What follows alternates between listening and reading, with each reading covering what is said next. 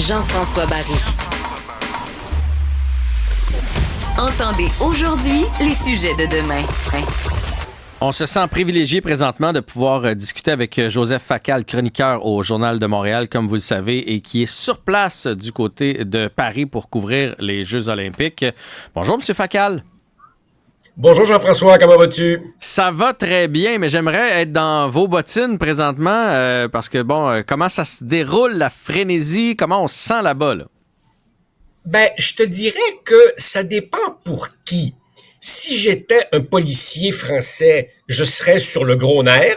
Ah ouais, hein? Si j'étais un commerçant dans un commerce auquel les clients peuvent pas accéder parce que tout est barricadé dans ta zone, je serais aussi très, très perturbé. Mais les touristes qui sont venus ici pour les Jeux, eux, semblent absolument ravis. Et je te dirais que hormis les zones sous haute surveillance, où la présence policière est évidemment lourde et c'est fait exprès pour ça, et c'est un côté franchement rassurant, pour le reste, il suffit de faire quelques pas, s'éloigner de quelques coins de rue, et on n'est pas du tout dans un Paris étouffant. On nous a raconté toutes sortes d'histoires d'horreur sur les métros qui seraient bondés et tout. Pas en tout. On circule tout à fait correctement, sauf évidemment quand tu t'approches des sites des compétitions.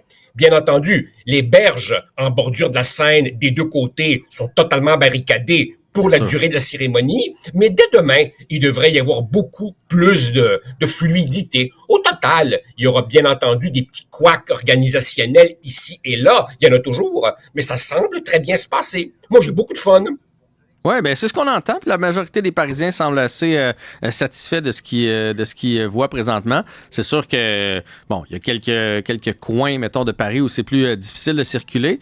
Vous parliez tantôt de la sécurité. Si on était un policier, peut-être qu'on serait un peu sur nos gardes. On a d'ailleurs dit qu'il y a eu des appelons ça des complots dangereux qui ont été déjoués là, dans les dernières semaines du côté de Paris. Écoute, forcément, la police et le ministère de l'Intérieur ne disent pas tout ce qu'ils savent. Ils rendent publique l'information au compte-gouttes dans un souci de montrer que A, ils font leur job et B, que tout va bien se passer. Alors oui, il y a toutes sortes de rumeurs. On a arrêté un gars ici, on a déjoué telle affaire-là. Mais franchement, au total, ça semble très, très bien se passer. Ce matin, on nous rapportait une cyberattaque contre le système ferroviaire qui a perturbé les trains dans une bonne partie de la France et notamment le trajet Londres-Paris. Mais au total, ça semble finalement bien se passer. Faut dire évidemment que le gouvernement il a mis le paquet, là. Il y a quelque chose comme 35 000 policiers et gendarmes, 15 000 militaires, 22 000 agents de sécurité privés, ils sont très visibles, sans compter le nombre de ceux qui sont habillés anonymement et probablement dans la foule. Il y a des cortèges de police avec les sirènes hurlantes qui se promènent partout en ville, en convoi, pour montrer une présence, pour dire aux gens qui pourraient avoir des mauvaises idées, on est là, watchez-vous. Au total, ça se passe très bien, je trouve. J'ai lu votre papier hier ou avant-hier là, concernant l'utilité pour Paris de ces Jeux olympiques-là. Donc, on dit qu'on a réussi à les faire à un coût, somme toute, raisonnable. Vos arguments étaient très intéressants là-dedans, dans le sens que c'est déjà une ville, c'est pas comme si on voulait la mettre sur la map, là. Paris, c'est déjà une ville où les touristes y vont à chaque année.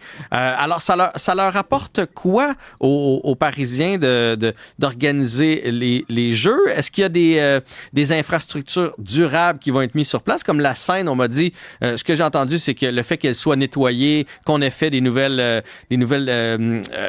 systèmes de traitement des eaux, etc., ça va perdurer dans le temps. Donc, il y a des infrastructures comme ça, des fois, qui vont rester. Donc, c'est un investissement pour les Jeux, mais qui vont demeurer dans les prochaines années. Alors, on se situe où du côté des Français là-dedans?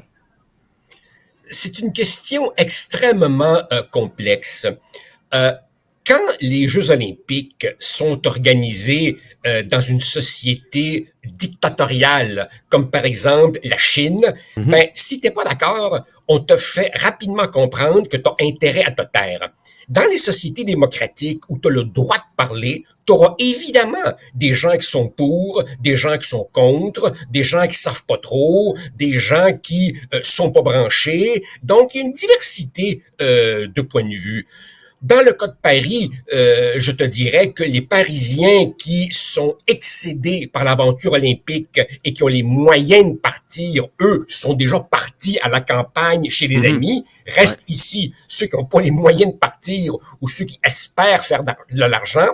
Pour le reste, on a essayé de limiter les coûts en promettant des jeux éco-responsables. Mais la vérité, Jean-François, c'est que le coût réel des jeux, on ne le connaît jamais. Il y a tellement de facteurs, il y a tellement d'impondérables, il y a l'entretien des infrastructures après. Et il y a aussi, bien entendu, un tas de questions sans réponse. Par exemple, est-ce que ces nouvelles infrastructures-là vont stimuler la pratique du sport chez les jeunes? On ne le sait pas. Ce qui est certain, c'est que ils ont fait un gros effort pour faire des compétitions sur des sites temporaires, de manière à ne pas se retrouver avec des éléphants blancs.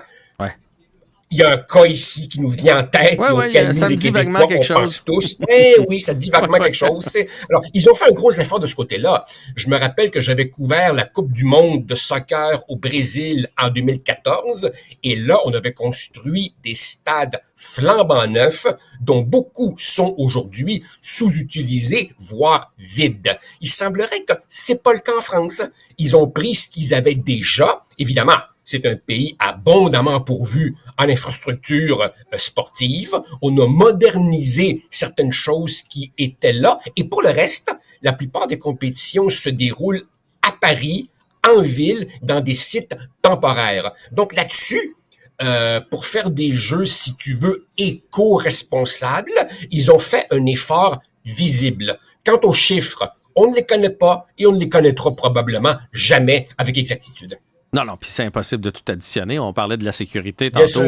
Juste ces policiers-là qui sont probablement à temps et demi ou à temps double. Alors, comment on peut vraiment quantifier? Fait qu'il n'y a pas juste les infrastructures, il y a plein de choses à travers ça. Parlons de ce fameux débat à propos de l'équipe canadienne. Là, parmi vos collègues journalistes, là, il y a quoi qui circule sur le fait, là, je le rappelle, que l'équipe canadienne de soccer féminine a espionné la Nouvelle-Zélande. Et là, on apprend que c'est probablement une tradition canadienne depuis quelques années. Alors, qu'est-ce qui circule là, parmi vos collègues? Alors, je te dirais qu'il y a 3 choses qui circulent. Premièrement, les gens sont abasourdis de voir que ça semble être une pratique de longue date, pas limitée à ce cas-ci. 2, c'est assez ironique que ça tombe sur le Canada, qui est un pays souvent porté à faire la morale au reste du monde. Là, évidemment, c'est nous qui avons l'air des dindons de la farce. Et troisièmement, je te dirais que le sentiment qui prédomine chez beaucoup de gens, c'est quelque chose comme « ça se peut-tu être stupide à ce point ?» Pour diverses raisons. Premièrement, un drone. Avec l'obsession sécuritaire qu'il y a en ce moment en France et à Paris, faire voler un drone, c'est vraiment pas l'idée du siècle. Puis deuxièmement, même si tu espionnes les pratiques d'une équipe adverse, est-ce que tu apprends finalement tant de choses que ça? Ça, c'est une chose qui me rentre pas dans la tête. Tu sais, le soccer, c'est un sport que je connais bien. Mettons que tu espionnes une équipe adverse. Tu regardes son alignement sur le terrain. Est-ce que l'équipe joue en 4-2-3-1 ou en 4-3-3? Dans un sport fluide, mobile comme celui-là, ton alignement sur le terrain, tu peux le changer en 10 secondes. Alors, t'apprends quoi au juste? Tu sais, c'est pas la même chose que, par exemple, au baseball. Rappelle-toi, il y a quelques années, on s'était rendu compte que les Astros de Houston, à partir du champ centre, volaient les signaux du receveur. Ben là, c'est autre chose, tu vois. Savoir pour un frappeur que ce qui s'en vient, c'est une balle rapide ou une glissante ou une courbe, ça peut réellement faire une différence. Mais comment tu places tes 11 gars, ou en tout cas ici, tes 11 filles sur le terrain, je vois pas vraiment qu'est-ce que ça peut te permettre d'apprendre de tellement plus, tu vois. Si quelqu'un des Bruins de Boston espionnait le Canadien pendant une semaine, qu'est-ce qu'il apprendrait qui serait vraiment un avantage redoutable, à part peut-être que tel joueur est plus blessé que ce qu'il prétend. Donc, les gens ne comprennent pas et trouvent ça franchement idiot. Quant à la coach, Madame Priestman, de deux choses l'une. Ou bien elle savait ce que faisait son adjoint et donc elle est complice, ou bien elle ne savait pas et alors là, elle est totalement incompétente. Dans un cas comme dans l'autre, elle devait partir, c'était inévitable. Oui, mais c'est assez carré, ça nous fait pas une belle jambe. On n'est pas fiers de ça, en tout cas, non, vraiment pas. Au pays. Puis en plus que c'est l'équipe favorite qui espionne plus faible dans un match pour se classer. Là. On n'est pas rendu en finale, là, fait que tu fais comme tabarnouche. On n'avait pas besoin de ça. On n'apprend pas grand-chose parce que si on veut vraiment savoir comment il joue, où elle joue, où on peut regarder des matchs, là, généralement, ça va nous donner une bonne idée de ce que l'entraîneur, de l'autre côté, essaie de mettre comme tactique. Et comme vous dites, en une fraction de seconde, on fait « Oh, il joue un tel style ». On ajuste notre alignement, puis c'est réglé. Là. En début de match, en dedans de 5 minutes, on est capable de voir ça. Donc, d'ailleurs, je te demande pardon. Je ne sais pas si tu vois autour de moi les lumières clignotent de temps en temps. Oui, dans ma chambre, je ne sais pas pourquoi, là, les lumières flashent. Pourtant, je te jure, je ne fais pas partie du show de la cérémonie d'ouverture. Mais c'est la ville lumière. Puis peut-être que présentement, avec les cérémonies, on manque un peu d'électricité. Mais ça, c'est juste pour les gens qui nous regardent, évidemment, en nous écoutant. Il y en a plusieurs qui sont seulement à l'écoute. Alors, il n'y a pas de souci. Mais d'ailleurs, c'est ma dernière question. On attend toujours qu'est-ce qu'on sait à propos de Céline Dion. Oui, il y a les Jeux, mais présentement, au Québec, ça parle beaucoup de Céline. Va-t-elle être ou pas sur cette fameuse cérémonie? En avez-vous plus de nouvelles que nous? Absolument pas. Les gens ici se perdent en conjectures. Céline va-t-elle chanter? Ne chantera-t-elle pas? Si elle chante, qu'est-ce qu'elle va chanter? J'ai même vu dans les journaux un débat ridicule sur le montant qu'elle serait payée pour chanter. D'autres disent, ben non, elle va faire ça gratis, elle nous aime. On n'en a aucune idée. On peut juste patienter au lieu de dire n'importe quoi. On le sait pas. Je suis assez d'accord, puis ça amène toutes sortes de commentaires. Je voyais sur les médias sociaux ce matin des commentaires méchants sur le fait que quand elle a 2 millions pour chanter, elle n'est plus malade. Bref, on va pas aller là, puis on espère tous l'avoir, puis l'avoir en pleine santé. Je vais vous laisser vivre vos Jeux, votre cérémonie.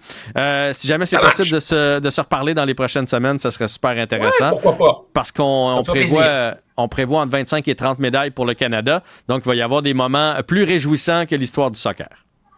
Ça marche, avec plaisir. Merci beaucoup. Donc, Joseph Facal qui nous parlait en direct de Paris. Bye-bye.